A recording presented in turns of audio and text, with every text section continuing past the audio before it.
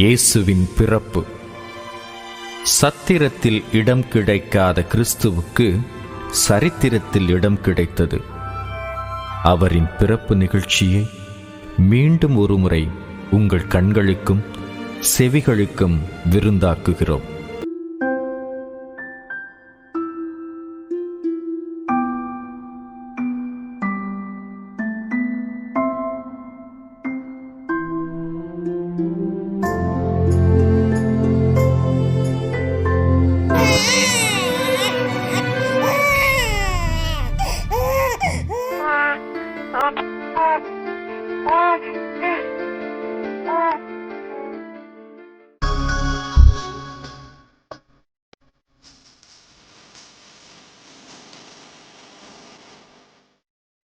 இதோ எல்லா மக்களுக்கும் பெரும் மகிழ்ச்சியூட்டும் நற்செய்தியை உங்களுக்கு அறிவிக்கிறேன்.